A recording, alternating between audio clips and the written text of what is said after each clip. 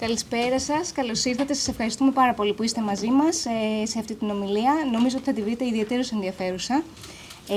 Και χαίρομαι πολύ σε αυτό το σημείο να μην σας κουράσω άλλο. Θα καλέσω τον Κωνσταντίνο Ξαρολόγλου, τον Πρίτανη του Alba, για το χαιρετισμό. I will switch to English, honoring our guest, our distinguished guest. Good evening to all, and I'm very happy that you are here in such a very important and timely topic. The DNA of Alba is how to balance academic excellence and business relevance. As such, we put a lot of emphasis on research, and as such, we collaborate with the business community to disseminate the knowledge we develop internally as Alba, but also the knowledge we develop with collaborators around the globe. The operation of the Center of Excellence, through which we will have the honor to have our professor here delivering his thoughts about a particular topic, has been established by a generous donation from the CEV, the Federation of Greek Industries, which is, indicates also the relationship we have with the business community. Along those lines, the last several years, Alba has put a lot of effort to develop expertise, knowledge, and dissemination of knowledge in the topic of digital transformation. In other words, how digital transformation disrupts the business models, the way we work, the way we collaborate, the way we communicate, and what it means for management. Today, along those lines, along this kind of development at Alba, in terms of disseminating relevant knowledge, we have Professor Lanzolla, right, from CAS Business School, who is going to talk about digital transformation and leadership, creative leadership for that matter. As I mentioned, this is very much consistent with the DNA of Alba and also with what we are doing the last few years at Alba, where we put a lot of emphasis on how learning changes and evolves in the era of a digital transformation. However, today you came and I came to attend our distinguished guests' insights on that. So with no any other delay, I will give the podium to Babis, the director of our Center of Excellence, who is going to do the introductions and the rest. On my end, and I feel very uncomfortable, we have a board meeting next door, so I have to go back to my board. So, and that's really crucifying for an academic who gives up a very insightful discussion to go and do the administration job. But I wish you all the best. Have a great discussion, and we're going to have the opportunity. I'm sure that you come back in the future at Alba. Okay? Thank you very much. Thank you. Enjoyed it. Thank you. Well, I think he already, hello, good evening. He gave Kostas gave a great introduction to the topic. From last year, in the first year of the operation of the center, we realized that digital transformation is very important to many senior executives in the companies that we work with, and CEV, they are members of the CEV. So this year we decided to have a series of talks on this topic, and we decided to bring people who are very experts on the subject. So our guest this evening has done research on that for many, many years, looking at the effects of technology and digitization and digital transformation on strategy, on what it means for work, for how people work, for the motives, for the cooperation, for the culture inside the company, and ultimately what does this mean for organizational leaders. So it's a great pleasure. I'm really looking forward to listening to it. Professor Gianvito Lanzolla. Thank you. Clearly, good evening. Kalispera. Kalispera. You can clearly hear from my accent that I'm from Cambridge. Gianvito is also a very good friend. He's a full professor of strategy at CAS Business School, City University of London, where he has the daunting task of being the head of the management department, which consists of 80 people. Now, being the manager of 80 academics, I don't know who would like You can to do see I'm that. becoming taller and slimmer. So Gianvito has done very high quality research over the years in the field of management about strategy, about first mover advantage, about digital transformation. He has been in some of the best schools in Europe, ESMT, Lato Business School, in the old days where we met and we worked together. He's originally from Italy, the great city of Bari, the Greek Bari. And we're very, very happy to have you here. No, thank you for having invited me. Good evening. Clearly, now you hear from my accent that I'm from Bari. No, it's a suburb of London. No? Just, I mean, nearby there. So I've been asked to speak about the digital transformation, which basically means everything and nothing. So I want to engage with you and try to understand, okay, what it means really, if anything. No? So the topic is this, digital transformation. Now, I will be interplaying strategy of the transformation and the leadership of the transformation. Because of course, I mean, to lead, you need to also, I mean, I don't want to do your job, but you need also to know what you are leading about, no? So, I mean, there is context and there is also the act of leading. So, my presentation will be more about the context with the implication for the leadership, which is basically the next step. So, what I will be discussing is, first of all, what is digital transformation? And try to make me understand, I mean, what are the boundaries. And then, I mean, I hope to give you also a very, at least high-level roadmap on how we can deliver on digital transformation, and what is this tension between business model innovation and business model transformation. I mean, we all are under the same sky. We need to reinvent ourselves.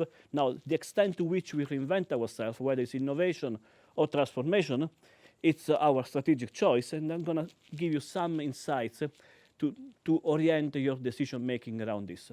So if we speak about digital transformation, no?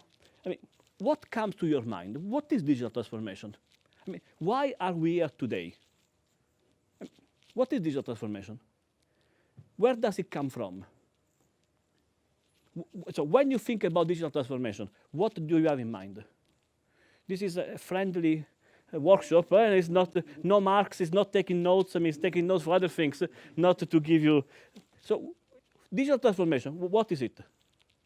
You think about digital, you think about? The way we exchange data, the way we offer services, the way we use marketing, the way we are selling the products, because I'm from sales, that's why. So, you think about, I mean, changes in the way in which we do things, right? What else? Yeah, please. It's the different way we are doing all that. The different way, instead of paperwork and phone calls, etc. In another way, thanks to the. It's a different way of doing things. What else? Yeah. It's a different way we socialize. Oh, so socialize. Okay. Anything else? Utilizing technologies. So the way in which we use technology to fulfill the goals of the company. Anything else? Now, already you understand, we are, I don't know how many people tonight, but we say something and there are very different interpretations. So it's even in terms of leadership and execution. I mean, clearly, if we say something and people mean something different or understand something different, it's very difficult to start executing anything. So the first thing to me is to understand exactly what are we talking about. Now, many people would say, okay, digital transformation, it's about technology, right? So everything will become like Robocop. 01, everything gets fully digitized, and then people start speaking about this very fancy technology, which cloud or artificial intelligence, right? Or distributed ledgers, blockchain, or Internet of Things. So many people think about digital transformation and start thinking about technology, right? And then, I mean, if you go to any conference or open any magazine, you will say, okay, this is important, but there is much more. The next wave will be cognitive systems, 3D printing, wearable technology, 5G connectivity. At this point, I know that you are just about to switch off, right? So Gianvito, we didn't come here to hear speech about the beautiful future that technology will shape for us, right? This is not really what you came here. And I mean, I want to avoid that you switch off. Now, with all due respect for the people that come from the technical side, the CEO would say, I mean, who cares about IoT? I mean, this is technology stuff, right? I am the CEO. I have to lead the business. I don't have to be bothered about, I mean, okay, fine. Just do some cloud, buy something, and then things will happen, right? Now, one point that I want to make tonight is that actually, this CEO is wrong. This is not the CIO, CTO stuff, okay? And I will try to elaborate on this point going forward. Because yes, digital transformation starts with digitization, cloud, artificial intelligence, you name it, right? The problem is that when you start adopting this technology, sorry, this is very sensitive, it's not any longer business as usual, okay? Now, think about the following. I'll give you an example. I mean, we are in Greece, so big shipping tradition. So this is Carnival, one of the largest cruise company that has embraced digital transformation. Now, wish me luck. It should work, the video. If it doesn't, you can blame somebody else. Babis, you can blame Babis. Okay, let's look at how. Oh, now the excitement begins at home. Guests are immersed in the world of Ocean as they begin to explore Ocean Compass, their interactive digital companion. Not only can guests reserve signature onboard experiences like dining, spa treatments, and shore excursions, they can also prepare for their upcoming voyage in a simple and so this is the transformation of the cruising experience. A completely transformed experience is all made possible when guests receive the ultimate key to it all before they even leave home. Introducing the Ocean Medallion, innovative, one-of-a-kind technology that links our guests to a more personal experience. Everyone sailing receives a medallion as part of the experience, and guests can even choose to personalize how they would like to express it, with optional medallion accessories that range from active to luxury. Guests can engage deeper into the experience by designing a tag-along, a digital companion who starts at home and comes to life throughout the voyage. Ocean Ready revolutionizes embarkation day with a streamlined arrival process. Waiting in line and checking in is replaced by a welcome greeting that takes only moments, and guests can go directly on the ship. Once aboard, the medallion is all you need. Entering the stateroom, shopping, ordering drinks, linking to onboard photographers, locating travel party members, and so much more is now absolutely seamless. The medallion also triggers unexpected interactions, enabling the crew to surprise guests with unforgettable moments. Now, from the moment guests step on board, their vacation can be fun, relaxing, and full of new experiences. No IDs, credit cards, or cruise cards are needed. Guests can simply use their medallion and compass. And Compass comes to life on board the ship with Ocean Concierge, a persistent, friendly companion who ensures every guest can maximize their vacation experience. Whether fine dining, shows, shipboard activities, or shore excursions, Ocean Concierge ensures all experiences are accessible by all guests, and all recommendations are tailored to their preferences at all times. Staying connected is easy. Guests can communicate with their family, friends, or anyone on board, add personal preferences along the way, view onboard activities, and connect with social networks to share their personal vacation with the world. Vacations are made simple again when whims and desires are easily fulfilled using here and now. Guests can stay relaxed anywhere on the ship. And still That's all request real, their eh? favorite food It's from not the made window up. deck, or a cocktail from any bar, direct from their compass. Before they know it, a friendly crew member finds them with the order in hand. Looking to arrange for a favorite glass of wine later this evening or tomorrow during the show?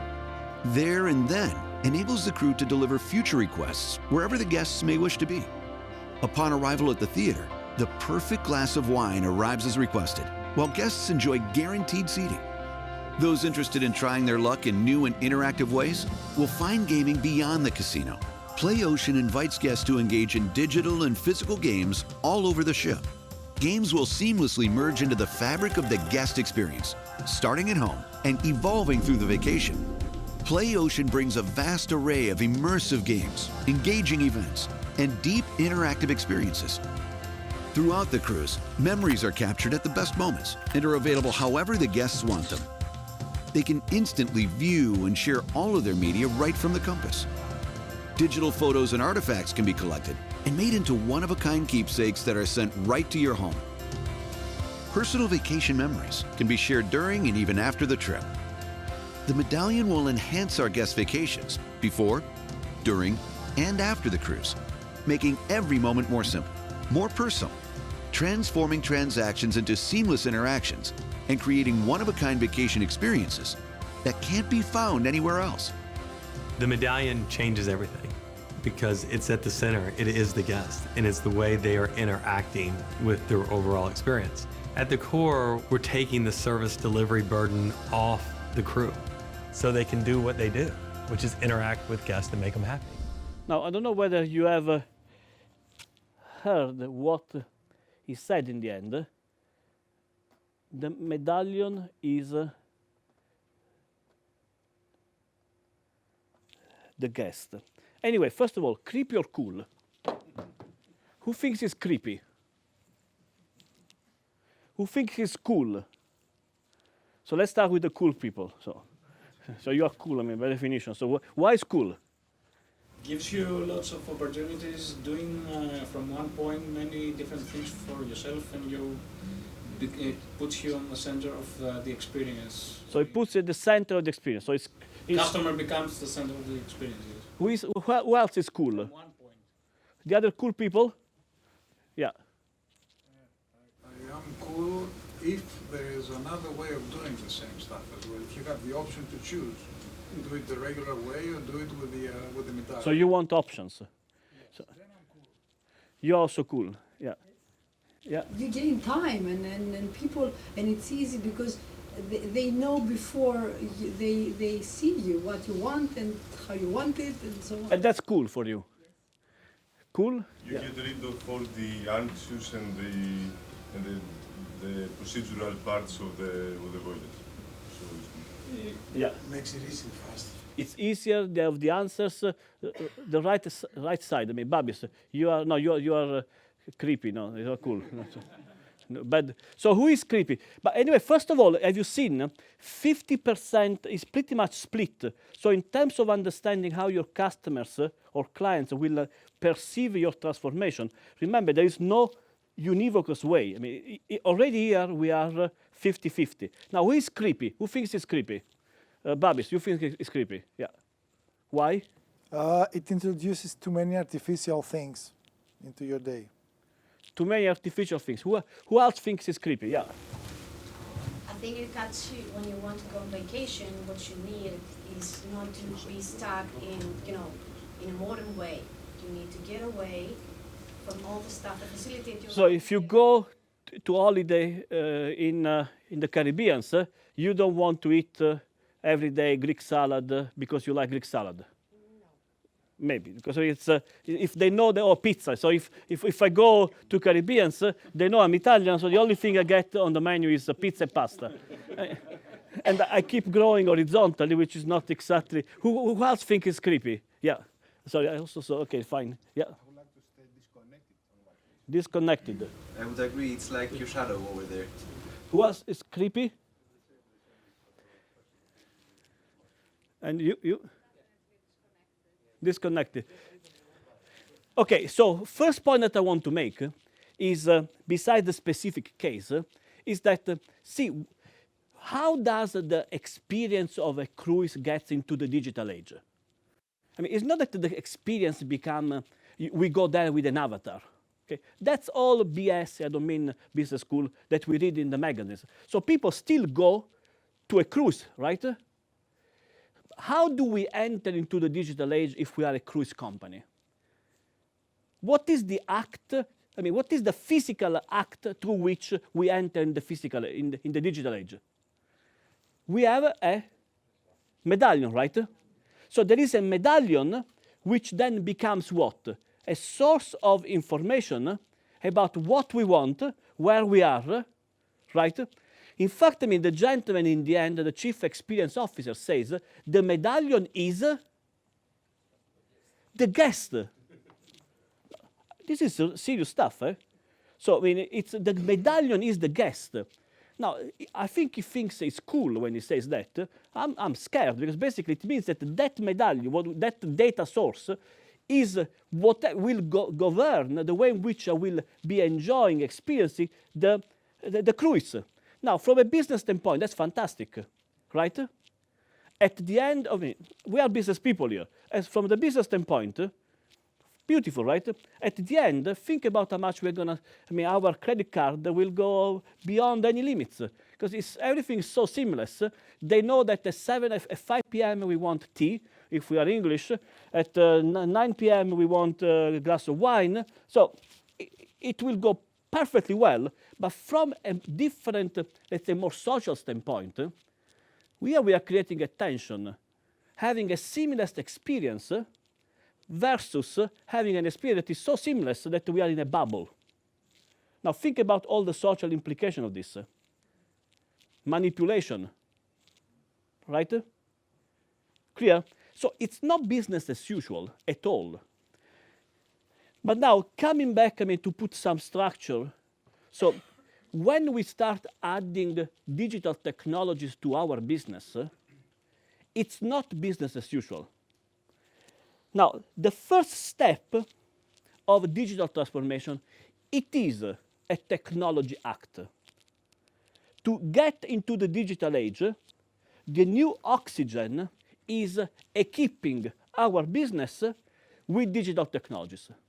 It can be the medallion, can be sensors, can be artificial intelligence.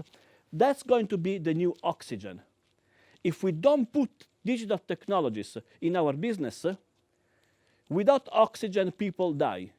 Without digital technologies, businesses will struggle to survive. Okay? So step number one is bringing oxygen in the organization by adopting digital technologies. Now, just to put into context what I'm saying, by 2030, everything that can be digitized, so every physical artifact that can be digitized will be digitized. There will be 50 billion devices and trillions of sensors. Now, if you think that, I mean, in 2030 we will be 10 billion people, if there are trillions of sensors, it means that, I mean, it's a 10,000 sensor for each human being. Are you following? So what can you do? I mean, what else do they want to know about me besides that? Is it clear? 1,000 per human being, 50 billion connected, 80% of the world population connected. 35 zettabyte. I don't even know exactly what it means. It means a lot. Bobby knows, but I mean, Bobby knows everything. That's the name of the game. But I mean, zettabyte, I really don't know. I'm also a mechanical engineer, but I don't know. But it means so many zeros that doesn't really matter. It's more than we can conceive. So it means that there will be so much information there that the new winners will be companies that are able to mine value from information, right? So digital transformation starts with bringing the oxygen into the organization, so adopting technologies. This adoption of technology creates scope for zettabyte of data, and we even end up with quotes like this, that, I mean, the customer is the medallion. So whatever is in this medallion is the source of information that will govern our lives, our experience, socially or in terms of business. The transformation is so profound that we start calling it the fourth industrial revolution. The first one was steam, electricity. The third one in the 70s, started in the 70s, electronics and IT, and now digital, okay? Digital that gets into everything. Now, many of you would say now, would start thinking, Gianvito, okay, we have heard about the revolution so many times. See, when historically, this is 1800 to 2010, okay? See, think about you are in early 1900. This is the labor force by occupational class from 1800 to 2009. The blue line is manufacturing. You are in early 1900. You have been seeing for so many years manufacturing growing up. Someone comes and says, oh, there will be a new revolution, which is the second revolution, the one powered by electricity. What do you tell to Gianvito that 100 years ago was speaking about that? I mean, manufacturing, we will always be manufacturing, right? Manufacturing, where is now? Clear? The point that I want to tell you, I want to make now, and I will show you quickly other slides. Yes, the full potential of digital technologies has not yet fully been deployed. So this makes us a little bit skeptical. It will happen, yeah, maybe tomorrow.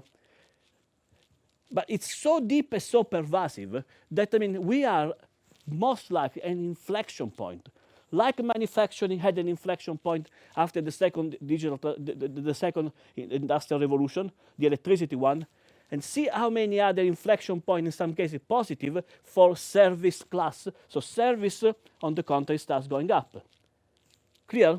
So don't make the mistake to think that everything can be extrapolated linearly from what we have been seeing so far. Because, I mean, there are inflection points. I'm going to go faster. This is employment by economic sector in the United States. Have a look at this. People in manufacturing going down. People occupied in agriculture going even more down, okay? And then service exploding. And that's the US, this is Japan, United Kingdom. When we come to transformation, to revolution, we need to become more open-minded, okay? And it's not easy. Now, I'm going to show you a very quick click. Who likes David Bowie? Okay. This is a very famous interview. Again, it's all real, that David Bowie had with a very famous BBC presenter a few years ago. About, of course, internet.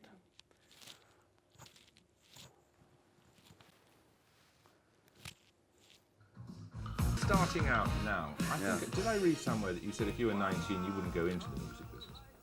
I think that's probably quite right. I think I'd probably just be a fan and a collector of records. What would you do? I wanted to be a musician because it seemed it seemed rebellious, it seemed subversive. It felt like one could affect change to a form.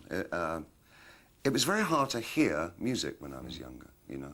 When I was really young, you had to tune into AFN radio to hear the American. Now, this is a very famous BBC presenter. There was no MTV, and it wasn't sort of wall-to-wall blanket music, and so therefore it had a kind of a call to arms kind of feeling to it. This is the thing that will change things. This is a dead, dodgy occupation to have.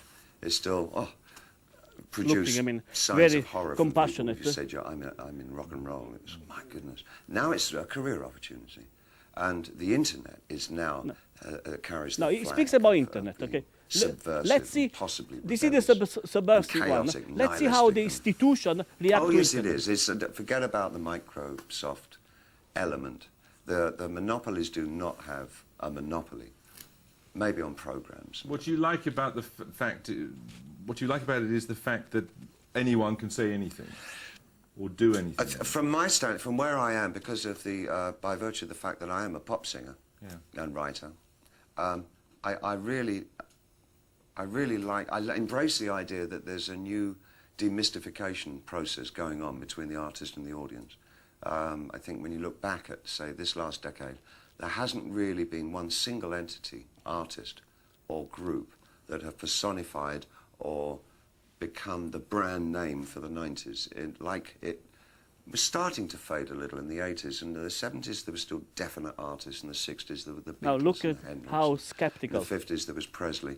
Now it's subgroups and genres. It's hip-hop, it's girl power. It's a communal kind of thing. It's about the community. It's becoming more and more about the audience, because the point of having somebody who led the forces has disappeared, because the vocabulary of rock is too well known. It's a currency that is not, it's not devoid of meaning anymore, but it's certainly only a conveyor of information now. It's not a conveyor of rebellion. And the internet has taken on that, as I say.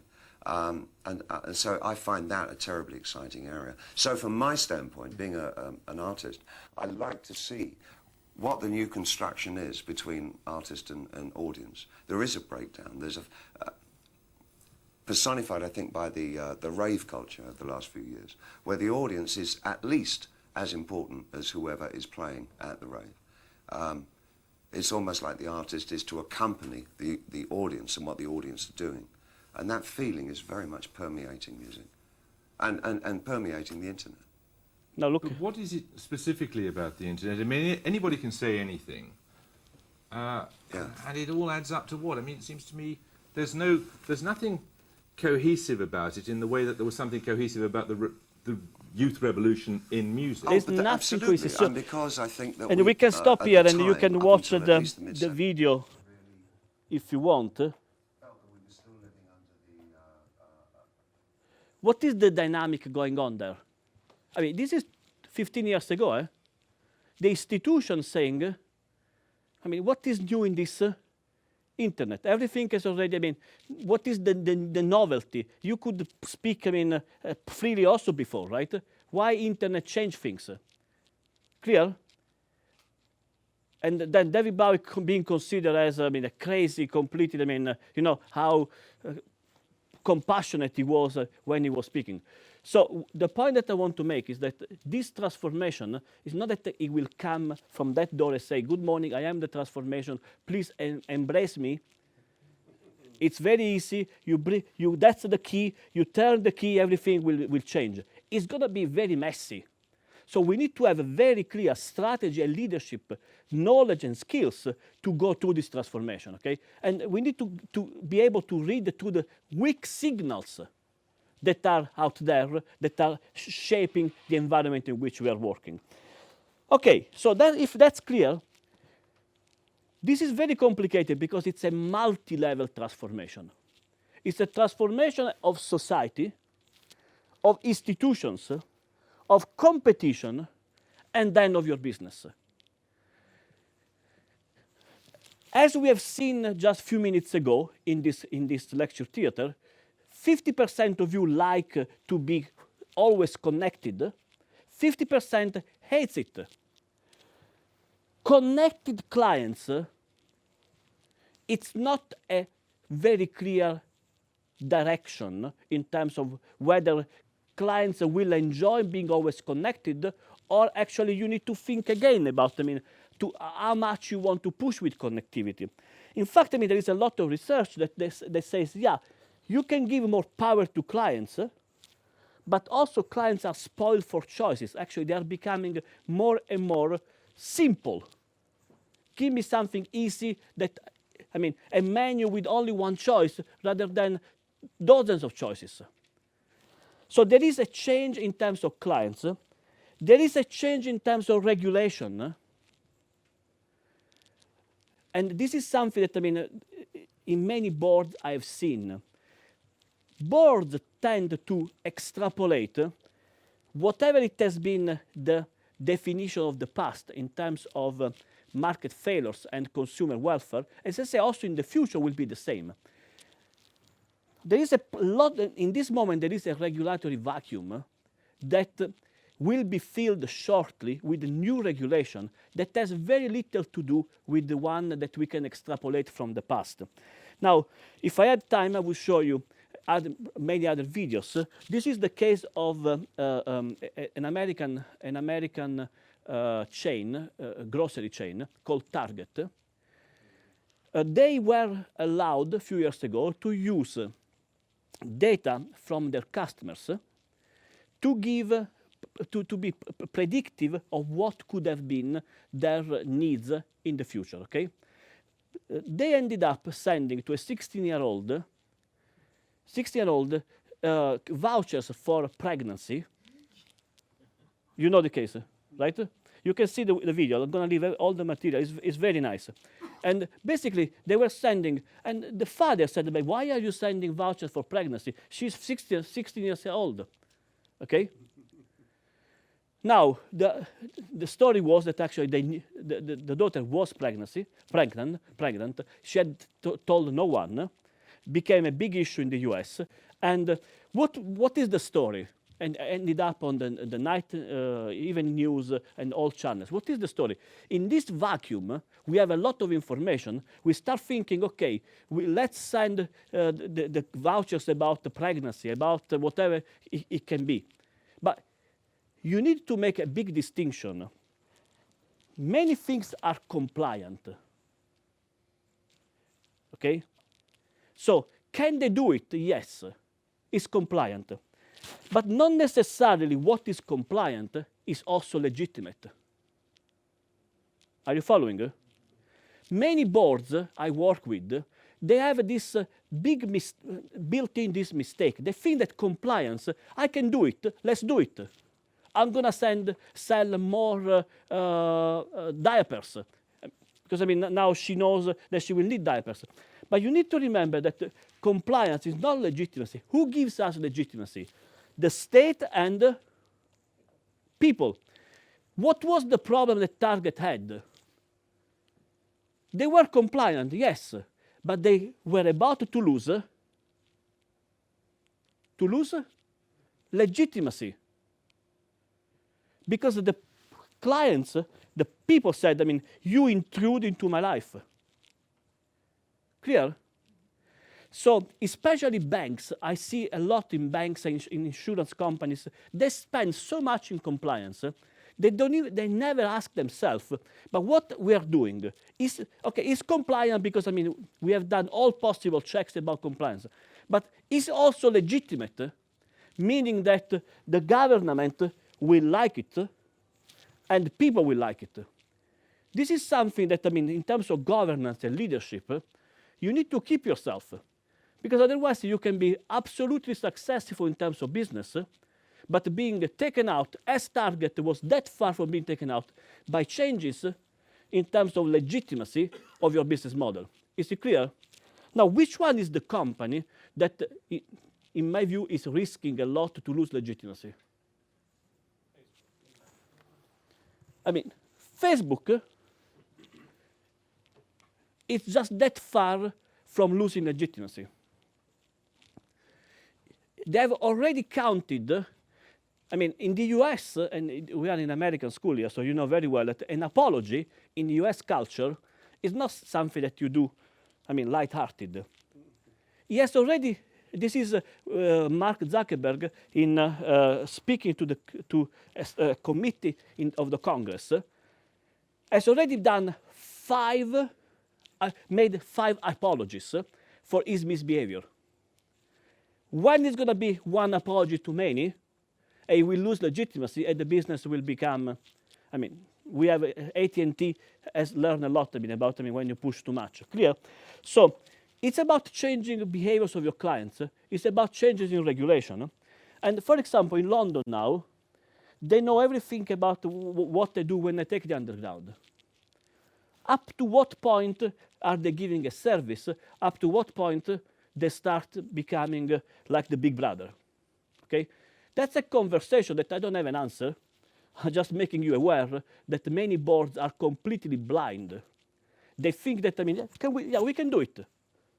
But legitimacy, you can lose it even faster than you use customer in terms of business. Okay? The third problem, so it's about clients that are changing, it's about regulation that is changing, it's about the competition that is changing. Now, this is a study that I'm doing with some colleagues in London. It's about the financial services, insurance and banks. So I have studied, since 2006, all banks and insurances listed in the New York Stock Exchange, okay? Clear? So what we have done with my colleagues is we have studied, okay, we have created a classification algorithm that classify banks and insurances. Clear? So we have trained a classification algorithm to recognize Gianvito as Gianvito, and Kyriakos as Kyriakos, and Babis as Babis. Is it clear so far? I can give you many details, but I have to go fast now. So the point that I want to show is that over time, see, 2006, 2018, the piece of information, true type, is insurance. But over time, this classification algorithm struggles more and more to recognize an insurance as an insurance. Can you see? It goes down. Is it clear? Over time, this classification algorithm struggles to recognize more and more an insurance as a bank. Are you following? So the true type a prediction, and I mean you can see all the other combinations. More and more a bank is classified as an insurance, and insurance, a bank, I mean less and less as a bank. What does this mean? I mean, this is not anecdotal. This is a systematic study with all taken from the 10K, which is the document that they have to publish every year if they are listed in the New York Stock Exchange. That you might think that, I mean, your client is Gianvito or your competitor is Kyriakos, and actually your competitor is becoming someone else. Sorry? Well, the algorithm is the one that we have used because it's so many data. These are terabytes of data. So basically what we have done, we have taken all documents that banks and insurance publish every year for the New York Stock Exchange, okay? So we could do coding manually, but these are, each year there are 500 banks and 200 insurances, so it's 700 companies, times 2006, 2012, it's 12 years, times 100 pages per document. It would be impossible to do manually. So we have created an algorithm that recognizes banks and insurances. We can do it manually. It's the same, but basically, it's not exactly. At the beginning, recognized. No, I mean, it's because there is always a little bit of variance. Some banks are diversified. So at the beginning, it has a confidence of 81% that the bank is the insurance is insurance, or whatever it is. Over time, the trend is it goes down. I mean, that's the important thing. The algorithm, it has an interval of confidence to recognize, I mean, say, okay, it's a bank, and I am 81% certain that it's a bank. Or it's an insurance, I have 87% that it's an insurance. It's never 100% sure, because, I mean, in these documents, banks and insurance are diversified. They say other things about other sectors. But the important thing is that, I mean, the trend is clearly going down or going up, depending on what the permutation we're seeing. Sorry? That means that the products are almost identical. They are becoming not identical, but becoming more and more similar. So, I mean, again, we can discuss, I mean, the research for 1 hour and a half, but I mean, to move forward is the point is that as clients are changing, regulation is changing, also competitors are changing. If insurance think that, I mean, competition is only coming from insurance, think again. Okay? Because, I mean, banks are entering in your territory. Clear?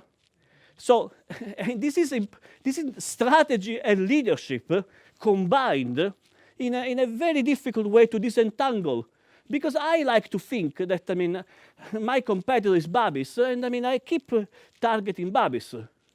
But now it's also someone else who doesn't even know where it is. So at this point, you understand that the world is changing massively. In 2006, these are the top 10 companies for market capitalization, okay? In 2006, which one were the winners?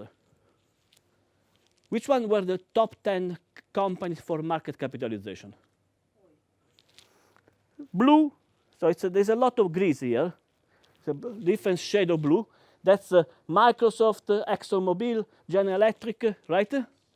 Can you see? Who are the winners in 2016? Now, ladies and gentlemen, look at this.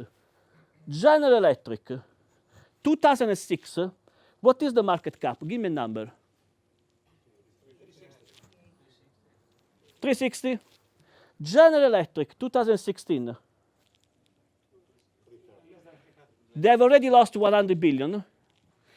Now, if you have time, just you can Google GE market cap today, 80 billions.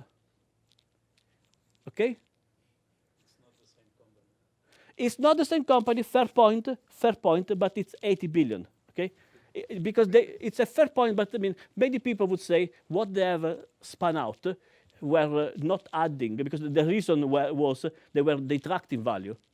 So that was the story of the spin-off. But you can see, even for companies where the spin-out has been much less prevailing, that who is winning here? Microsoft from 250 to 420, 2016. Now remember this, 420, 400, 500, 560, everyone between 400 and 600.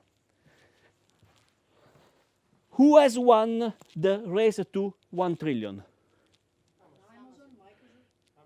So these companies in 2-3 years have basically doubled their market cap. Are you following? At the expense of whom?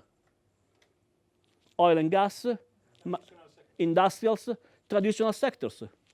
Now, if you have invested in Alphabet, in Microsoft, congratulate yourself. Don't tell us, because many of us have missed the trend. So it's. But anyway, if you haven't, we need to think about how we can make it happen now. Now, again, I'm going to be very quick on this. This is not the flag of Greece. It's a chart that shows what goes into the valuation of these 15 companies that are on the vertical axis. So Samsung, Apple, Alphabet, Microsoft, Oracle. You read by yourself, okay? Now, there are 3 different colors: dark blue, medium blue, and light blue. So you know better than me that a valuation of a company is based on what? On how much cash you have on your balance sheet, right? And then your cash flows. Is it correct? Now, this study has split cash flows up to 2020 and after 2020. Clear? So dark blue is net cash, and then profits up to 2020. It's a proxy of cash flow, and after 2020. Now, tell me, what is a profit after 2020? What is the confidence that you have in estimating profits after 2020? Between 0 and 0.1. Okay? Now, I'm being a little bit silly now, but have a look at this. What is the prevailing color in that chart? Light blue, especially for Facebook, Intel, Microsoft, right?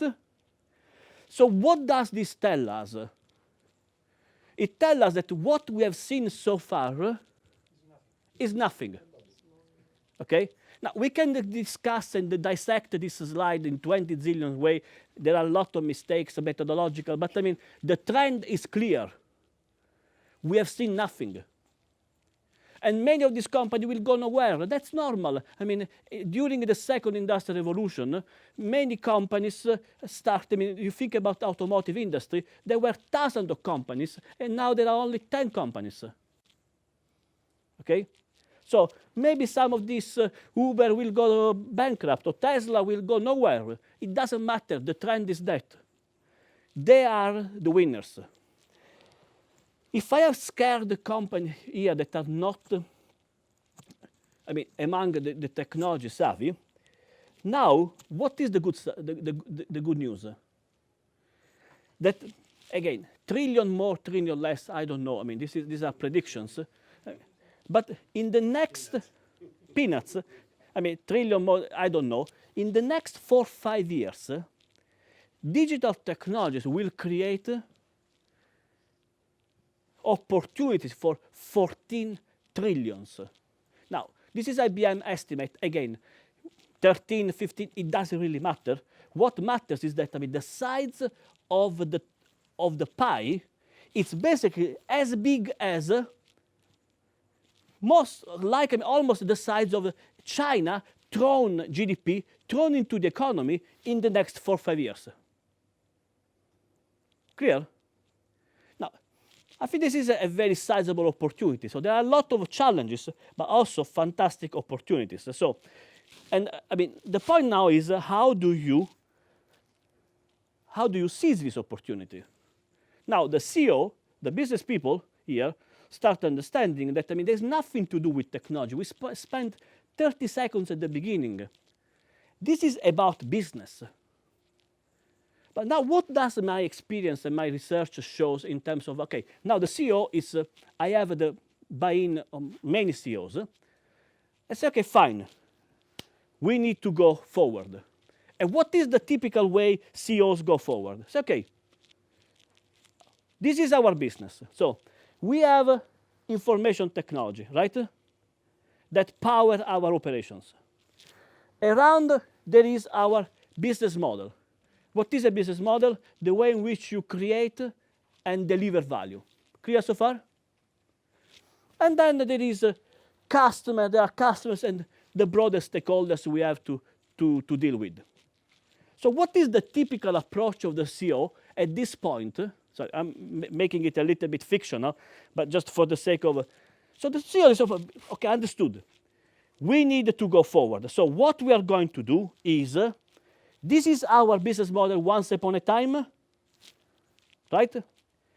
To go in the digital age, let's spend billions or millions in technology, right?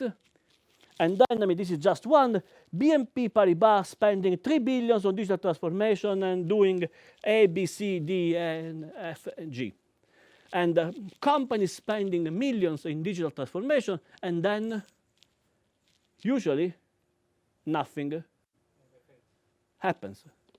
And then the CEO comes back to me and to the CIO and says, listen, why?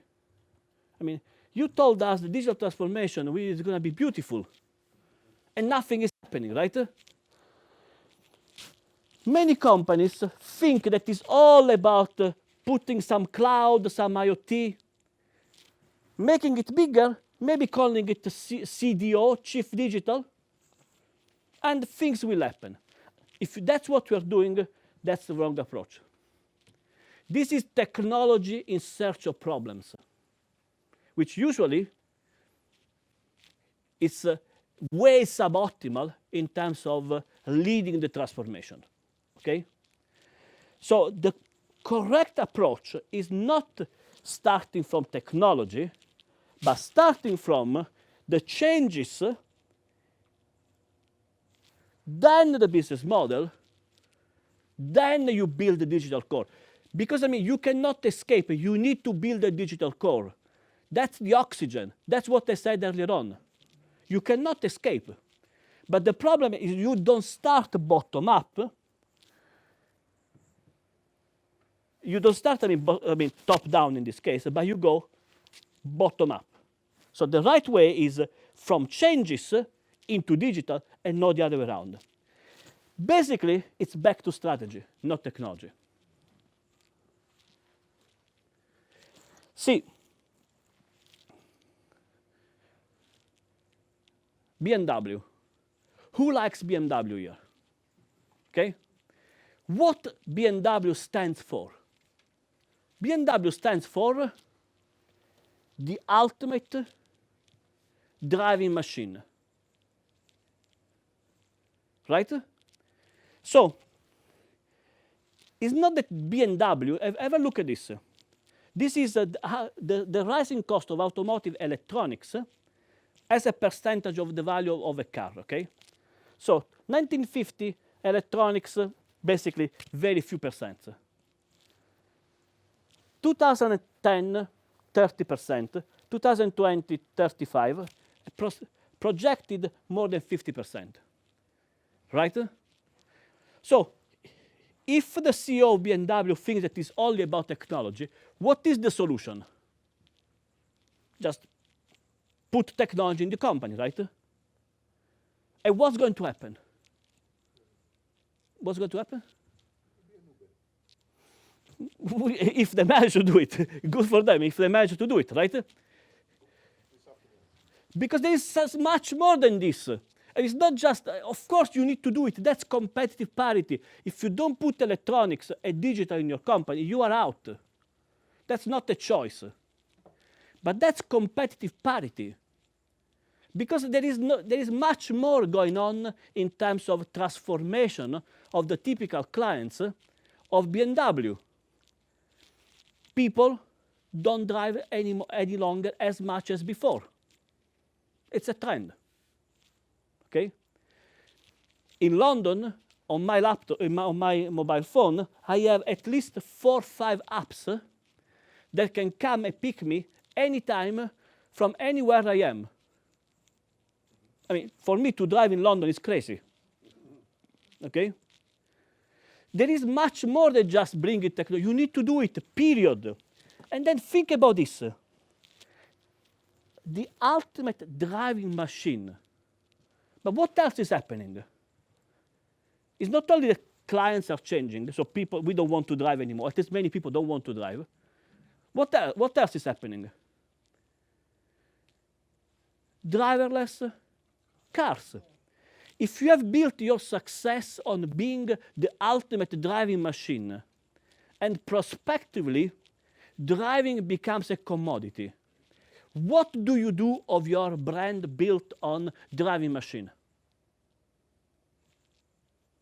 Are you following? This is not something, there's nothing, technology is the last of the problem. I mean, it's expensive, but it's honestly the last of the problem. You need to completely change your market, your brand that is full of mechanics, now has to become a brand full of something different. Clear? The brand of BMW is full of mechanics there. It means driving. It means the sound of the machine. Clear? Now, what this company are doing, what BMW is doing, this is a company that we are studying with Costas, Costas Markides. They are entering into mobility. It's not anymore driving.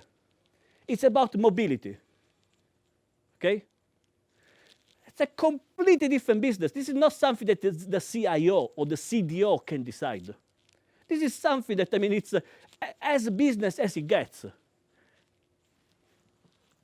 And in fact, you were mentioning before, I mean, you now understand, this was all predicted. Roland Berger, a German consultancy, said that, I mean, if German companies don't wake up, they will lose 220 billion of value added in the next few years. Now, 220 billion value added per year, it's short of 10% of the GDP of Germany. Clear? That's not a game. In fact, I mean, you are seeing what's happening. This is 2017. 2019, Germany is in troubles. And our friend in the back was saying they will become Uber. Let's hope they become Uber, because with one Uber, now, the valuation of Uber, I think now is 40 billions. But even at 40, 50 billions, with one Uber, how many Ford can you buy? Are you following? So what Ford or General Motors that have hundreds of thousands of employees and physical assets and balance sheet as big as the one of maybe even Greece, right? With Uber that has 5 people and 2 cats, because it's cool in Silicon Valley to have some pets, and ping pong. That's the physical asset that goes. In the balance sheet, you need to have a few ping pong tables. That's the physical routing. And this company, you don't even know it. Do you know about this company? Google. This is what Waymo. It's Google semi-secretive branch that is doing development of driverless cars. Now, you can take it as 2 pinches of salt, whether it's going to be 200 billions or whatever valuation. But how many General Motors, Ford, and all the other you can buy with Waymo? All of them. And you also have spare money for buying something else. So, ladies and gentlemen, now you really have, okay, now you say, okay, I have understood. This is something that I need to change. Now, I have a model. You can change in 2 ways. You can change with the business model innovation, okay, which is basically as is. You don't change your own strategic assumptions, but you just you innovate your business model to make it more ready for the digital age. And you can do value curve innovation. You can do local business model optimization. I will quickly tell you a little bit more. You can increase customer engagement, or you can create new ways of working. Now, this is business model innovation. This is something that you do without challenging your current business assumption. You do more of the same. It's as is. But you bring in some components that make your business model ready for the digital age in terms of competitive parity. But you can also go wild and then move from innovation to full transformation. Now, transformation means that you are not just playing with your value curve and say, okay, I'm a bank, I have dozens of branches, but now digital also give me the mobile phone. Let's also create a digital bank. I mean, that's just to stay in the game, okay? That's about staying in the game. You can completely also change your value proposition. And this means then you need to rewire your business model in an ecosystem. You need to move from customer engagement to customer centricity, which is a completely different story. And then you need to change also the way in which you engage with your employees. Clear? This is as is. This is more of the same for competitive parity. This is very low risk. This is something that you need to do anyway. This is what many companies that are trying to go, I mean, the Google, the Microsoft, that's what they're doing. Value, business model transformation. Now, here we could spend days discussing this. I'm going to give you some snapshot and focus mostly in the last 15 minutes on what I mean for value transformation, okay? Clear? So, but first of all, let's go into this column. So what is value curve innovation? I mean, value curve innovation is, see, digital technology brings a lot of new born digital value drivers, personalization, speed, accuracy. So for example, I was a bank competing on location, price, and service range, right? What is a value curve innovation? Well, there is digital. Now let's also put them in more personalization. So I know that Babis likes that kind of product, Gianvito that kind of product, so you can increase personalization. Or you a little bit more seamless experience. Or you can increase accuracy. These value curve innovations, okay, they are mostly done to stay in the game. Clear? You need to do it. Or think about, I mean, this is, I mean, I will leave the slides with the Babis. I could show you this video. It's fantastic. So, Burger King. Burger King has done an innovation. I'll show it. I mean, so you will see the level of. Let me show you. And by the way, it's real. It's not made up. I'll show if I manage to show it. Where is it? Right here. Have a look at this. It's all real. So this is about Burger King innovating its value proposition for the digital age. Okay, where is it? How do I make it work here? Huh? This is the perennial question with digital technology. Where is it? Where is it? We believe. Oh, thank you.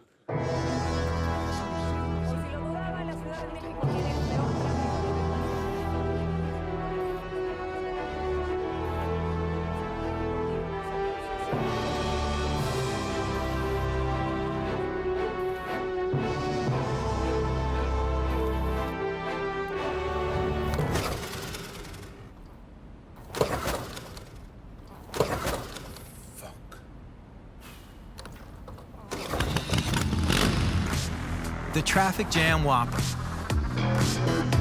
It's true, We used real-time data to detect our potential buyers in a traffic jam to offer them a Whopper and deliver on the move. Fernanda, buenos días. Señor Eduardo, buenas tardes. ¡Ay, qué bello! Llegaste en chinga, cabrón. Me cagaba de hambre. Our media was 100% dynamic, promoting our service only in high congestion zones. By leveraging traffic and drivers' real-time data, we adjusted our billboards' location and content. The messages displayed information about the remaining time in traffic to order and personalized updates about deliveries in progress. Also, Waze banner ads and push notifications invited drivers to get a Whopper as soon as they entered our delivery zones. People were able to use voice commands to place the order and avoid tickets. Finally, using the latest Google Maps APIs, our app pinpointed vehicle location and speed in order to deliver for the first time ever to a driver on the move. The delivery zones changed following the traffic live, making our service available when a gridlock was identified, always within a 3-kilometer radius from the restaurants. Hola Mariana, ¿cómo estás? ¡Ay, te agarraría besos! Lo siento, estoy en servicio. In just 1 week, we increased delivery orders by 63%, and our daily app download rate increased 44 times, becoming the #1 fast food app, surpassing McDonald's, Domino's, and Starbucks in Mexico. Coming soon, Los Angeles, San Paulo, and Shanghai. The Traffic Jam Whopper. Enjoy the traffic jam. Now, I mean, it's not made up. That's why I use Bloomberg to show it, okay? It's exactly what they're doing. So, as crazy or as fancy or whatever you want to call it, it might look like, this is basically, it's not that Burger King is changing. Ultimately, they sell burgers, and then they will deliver the burger also when you are stuck in the traffic jam. So it's not a particularly new stuff. It's just adding a few new dimension to their value curve. So that's one thing that companies do. The other thing is local optimization. So actually, most digital transformation, allegedly called transformation, start with optimization of some local processes. For example, this is a company I worked with. So Zurich spent 58 minutes to read one report about health conditions. Okay, so 58 minutes. Now they have trained a piece of AI, and it takes 5 seconds. How does it look like? Can you compete with this? Now, there are plenty of issues to fix. I'm not saying that this is a piece of cake. But when you move from 58 minutes to 5 seconds, See, many people just think it's about firing Gianvito. I cannot take him anymore. Let's fire him. We put a piece of AI. That's not even the problem. It's when you move from 58 minutes to 5 seconds, not only you have optimized your operations, but you also change your value proposition, because now you can say you get an answer in few seconds rather than in hours. Can you compete against this company? Especially, I mean, now clearly Zurich is having a lot of troubles to make it work properly. I mean, from time to time, AI makes mistakes. There are biases. I'm not saying that it's easy, okay? And we need to discuss all these biases properly. There is plenty that has to be discussed. But the story is that when you have fixed it, and you have trained your algorithm to read the documents in a proper way, you cannot compete anymore. Either you have built this capability in your organization, or you are out. Clear? And there is another funny story. It's almost evening time. The Domino Pizza is using now an electric eye, a digital eye, to tell you what pizza you will be receiving at home, and where is the topping, and if there is it's a little bit burned, you can say, okay, it's burned, do it again and send me some that is not burned. It's funny, eh? It's powerful. So you can do value curve innovation, you can optimize your operations, or you can engage with your customer, right? I'm sure that, the companies come to you all the time and they tell you, you need to increase customer engagement. How many of you have been targeted by consultants and tech companies and you have been told, do more customer engagement? Raise your hand. Come on, don't let me down. Customer engagement, don't be shy. So many companies, so what customer engagement have you been asked to do? Which sector are you? Money transfer company. Money transfer. So you need to engage with the customer much more. Through loyalty card, yeah. And you have also to engage. Why? In which sector are you? So engage with the customers for what? For better services. Who else has been asked to do customer engagement? You have all become shy now. Okay, I'm assuming that, so customer engagement, so digital technology enable to do more customer engagement, okay? But do you know why, ultimately, you want to do customer engagement? Have you ever asked yourself why you do customer engagement? Why? Why do we do customer engagement? Build trust and create loyalty. That's very nice. We almost believe it. Yeah, good. We need their data. We need their data. So why we do customer engagement? So trust, data, why? Right wing, you have been very quiet. Ladies and gentlemen, there is a very clear why. It's incredible. But that's, yes, but to do the needs, then you need to change completely your organization. Because I was working with a company a few weeks ago.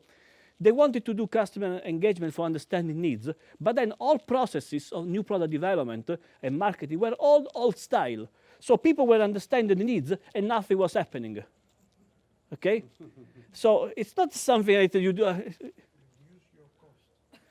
Reduce your cost. There is a very clear, consultant and academics don't agree on many things, but on this they agree. There is a very clear result, both in academia and in consultancy, that, let me explain what it is. So think about a world with 3 channels, okay? Physical stores, catalogs, and internet. The number in the middle is how much you can extract in terms of value from your customers, okay? When do you extract more from your customers? When you have only physical stores, $1.95. When you have only catalogs, when you have only internet, when does it start becoming more juicy? When you start combining, and what is the best? When you do all of them, which is called Omnichannel. Omnichannel. So customer engagement is done. What you are saying, it's all correct, but this is the outcome is increasing sales. True trust, data, but the outcome is money. Okay? Is it clear? So, and if you don't do it, but you are losing sales. Okay? So customer engagement is another way that many of you are doing. And I hope, you are doing for the right reason, so which is basically to increase sales. And so then it can be called omnichannel, whatever you want to call it. Or new ways of working. Many people think that digital transformation is about giving Gianvito a mobile phone to work remotely. And I was working remotely today from my hotel room. So instead of being in the office, but that's okay. Microsoft is saving $10,000 per year per employee in real estate savings because now people can work wherever they want to work, or they are increasing productivity. That's all good stuff.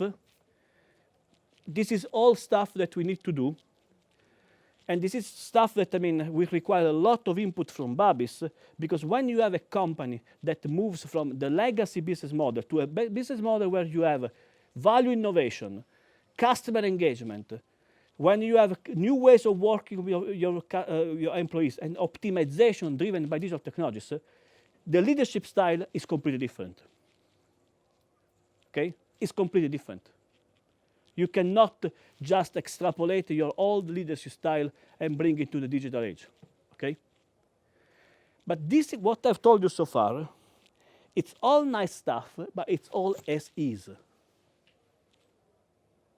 What is the transformational part? So, think about John PLC. John PLC produces door locks. Okay? Now, John PLC produces this thing. Right? This is a product, right? It's a door lock. Is it correct? Right? So, John PLC now, but can I write on this one, or can I write? Can I write on the whiteboard or not? No? You don't accept graffiti? No graffiti, okay. So there is no, but it looks like I can write. So why do we have these things then?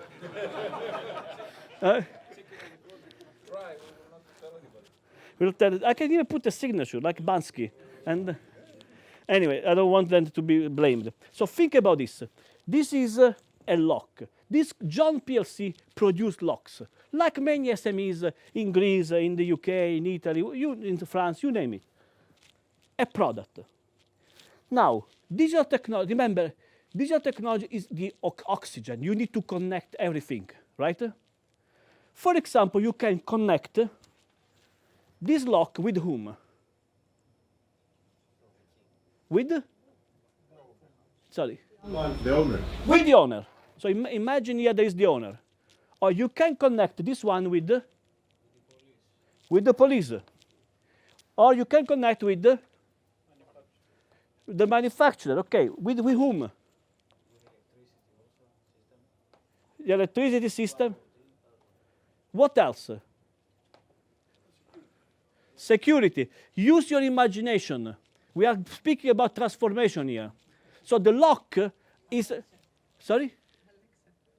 Alexa, well, you are exactly spot on, because you know which is the company that is most interested in your lock.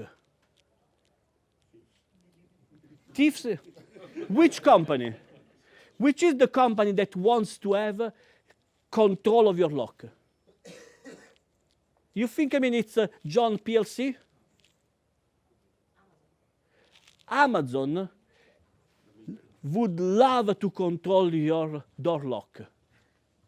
And they are trying very, very hard. They are trying very, very hard to get there.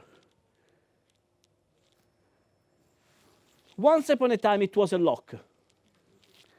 Now it becomes smart, fully connected with, I mean, then there is cloud to analyze the data of connectivity. Then there is a platform. What is the platform? From this platform, you can buy Amazon.gr. What can you do? You can, you don't have it, .com. Amazon.com. What can you do? Buy, for example, books. Then buy, come on, books, food, clothes, music, Alexa. And what does it happen? So you buy, at a certain point, these things have to be. What is the biggest barrier from buying from Amazon? The fact that you say, okay, I'm going to buy, then they deliver, I'm not at home, right? I need to go to the post office, I don't have time, right? If they manage to close the gap, so, and then they also will own all the services, delivery, security, food, you name it. Amazon is controlling everything. Are you following? So what is Amazon? What does the lock become? Is it still a product? Or what is it now? Triggers just delivery just in time. Which is basically now is becoming what? It's a solution to a problem, right? What problem? Shopping. You were saying security. Are you following? How big? There is no. I'm going to start doing graffiti like this. How big is the market for locks? Millions?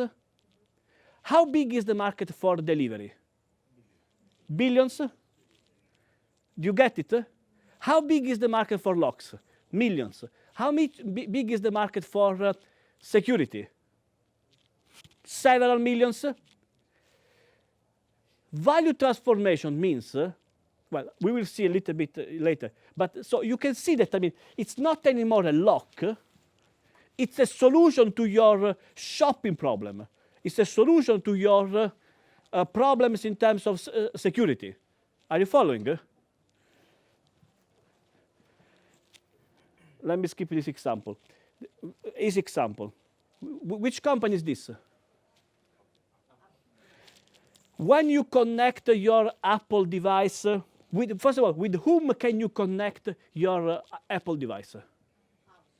House. What else? Your friends. What else? Your bank. Tell me more. Smart devices. You know what is going to be one thing that, I mean, perhaps is very interesting? This one is connected with my heartbeat. Huh? With my body, right? There is this one, by the way, it knows everything. Today, I didn't pay with this one because I was a guest of the school, but I mean, when I'm in London, they know exactly that I took, I mean, a taxi, I paid the taxi, I went downstairs in the cafeteria to buy coffee, too many coffees, and then also the calories, too many calories, and I mean, I'm sorry for these things, and you are following, right? It knows everything. It also knows now what is my heartbeat, right? If he knows all these things, what does this become? Becomes what? It becomes me, it becomes your GP, general practice. Apple wants to be remembered not for selling devices, but for health. Are you getting? And what is the market for iPhones? Billions. What is the market for healthcare? Trillions. In the US, I mean, Harvard has a whole department studying just healthcare. Clear? So Google, Amazon, or in this case Apple, they don't care even anymore. In London, I don't know here, but I'm sure also here, this thing is not given anymore as a product. You can buy a subscription, and for £20 per month, you will always have the latest iPhone produced by Apple.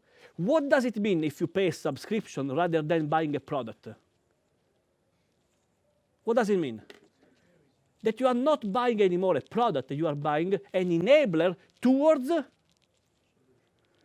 a solution, a service, whereby, we were discussing with Babis before, I mean, if someone tells you, I'm going to, sorry, and this, it's a bad example, but it's a real example. If this one tells you, if you are about to have a stroke, this device knows it and will send a signal to the closest ambulance, how much are you willing to pay for this service? Okay? You get it. Clear? So value, this is not adding a new camera here, another megapixel. I mean, that's the past, right? That was the game to stay in the game. Now we are moving forward. And what does a car become when it's connected? It's not anymore a car, it's mobility. What does this is very funny story. I mean, we can spend time, but we don't have time. What does it mean, this? All skin types, which in English means, what does it mean? It doesn't work. You are giving me $100 for something that doesn't work, right? Because, I mean, my skin is different from yours, not because, I mean, we are doing funny, because, I mean, that's what it is, right? So what about if now, instead of having one size fits all, we have one size fits you? You manufacture at home the solution to your, I mean, your skin, the cream for your skincare for today's condition. Today I'm in Athens. 2 days ago I was in London. Very different. London is raining. Here it's hot. Are you following? Completely different story. And what does it become? A shopping center. It's a shopping center, or it's now this is to laugh. The pair is so perfect, I can't wait to buy them cheaper online somewhere else. What's your Wi-Fi password? So is it still a shopping center or is something else? So what is the point that I'm making here? So once upon a time, we had a shopping center. Once upon a time, we had a digital device. We had a lock. We had a cream. Now, it gets connected, it gets filled with digital technologies. Are we still speaking about value as a product? It was a device. It was a lock. Or as a core competence. That's what they do. Or we are speaking more and more value as the need we fulfill, the function we deliver upon. Are you following? Digital transformation enables company to move from product and core competencies to needs and value. Apple Healthcare, John PLC, from locks to shopping. Now, whether it's going to be John that gets it or Amazon, that's a different story, right? So we are moving from product competencies to needs and functions. And this, so it's not that, it's not this, it's this. So that's what I mean for value transformation, right? Because, ladies and gentlemen, we need banking no matter what. So the need of banking is there. But do we need banks? That's a different story. We need shopping. We need security. But do we need John PLC? Or we need Amazon? That's a different story. So don't get confused. Many things will stay. We want entertainment. We want banking. We want security. Clear? Now, once you do all these things, then your organization has to change. You need to rewire your organization in an ecosystem I mean, see how many things Amazon does. You need to move from customer engagement to customer centricity, what you were saying before. Customer centricity is a different story. It's about knowing what the customer wants, even before the customer knows it. It's not about engaging with Babis to sell more. It's about understanding what Babis wants, even before Babis knows it. And I'm going to just show you very quickly. I mean, this is customer engagement. You can keep your processes as is. Customer centricity, your processes are all flipped. And Amazon is doing particularly well here. And then you need also to engage your employees in a very different way. I'm studying a company with the Ki Hui, I mean, whoever is the way, it's a Vietnamese name. He has never corrected me, but I mean, I know that you pronounce it the right way. So, I mean, you can even use technology now to engage with your employees, which basically requires a very different way of not just giving Gianvito this one to work from the hotel. It's about creating an operating system that allows company to engage, employees to engage much more profoundly with the organization, with the culture, which comes with a lot of strings attached. So, ladies and gentlemen, what I've told you is that you can do digital transformation as is to stay in the game. You can do digital transformation to transform your business model, to lead the transformation, starting with value transformation. This is easy, this is very difficult. Many companies fail. With some colleagues in Greek, by the way, I'm studying exactly all these companies that have failed in doing value transformation and why. So, do you have the right mindset? See, what I have tried to do today is, the mindset is made of 4 things. I mean, everyone has different, I don't want to enter into your turf, but everyone has different approaches. But the mindset is knowing, doing. So, I hope today I've given you some insights about I know. I know it's just the beginning. It's more important to understand why. But then, to lead the transformation, it's also moving from the knowing into the doing. I think I will, or I will. So how many of you, and you don't have to answer, just think for yourself, are still at the I know? Or I understand why? Or I think I will, or I will? How many of you is on the I will? Raise your hand. You get special drinks afterwards. You should all raise your hands now, because that's basically the measure of success of this workshop. Okay? So make me happy and raise your hand. Okay. Well done, guys. So thank you very much, and this was